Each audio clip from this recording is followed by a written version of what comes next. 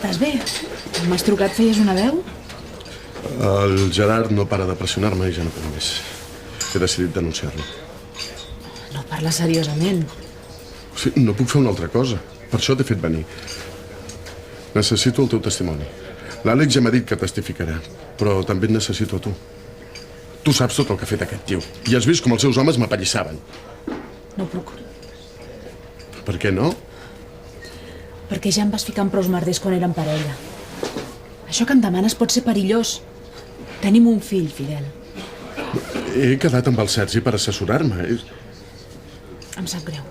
Però jo ara he de vetllar pel Ventura, i no per tu. Ara t'ensenyaré una fotografia.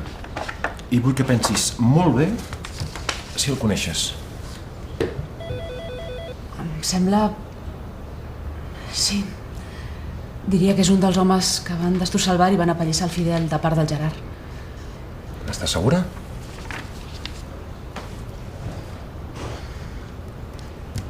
Fa molt de temps. La seva cara em sona. Però potser el parlar-me abusades del Gerard... No sé. Però què hi té a veure una detenció del Fidel? És el que intentem esbrinar, Sara. Molt bé. Moltes gràcies. Ja hem acabat. I quan el deixareu sortir? No ho sabem. Ara la investigació ha de seguir el seu curs.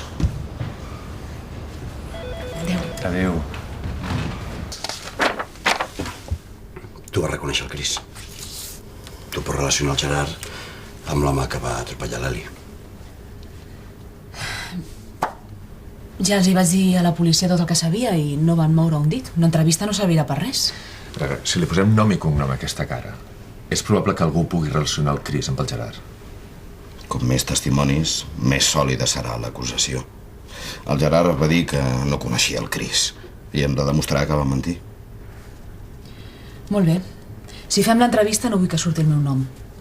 No vull tenir problemes amb el Gerard. Sara, si no ens ajudes no tenim res a fer. Ho entens? Els teus fills van veure el Gerard al descampat i tu no els vas esmentar en el teu article. Doncs jo igual. Si parleu de mi amb nom i cognoms, el Gerard vindrà per mi. I no entenc com tu em pots demanar una cosa així.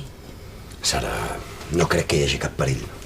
El Gerard no s'exposarà d'aquesta manera. No és tan estúpid. Tu no hi eres el dia que van apallissar el Fidel. No saps del que és capaç el Gerard. No penso posar en risc la meva vida i encara menys la del meu fill. Podeu parlar del que vaig dir a la policia, però no vull que feu servir el meu nom.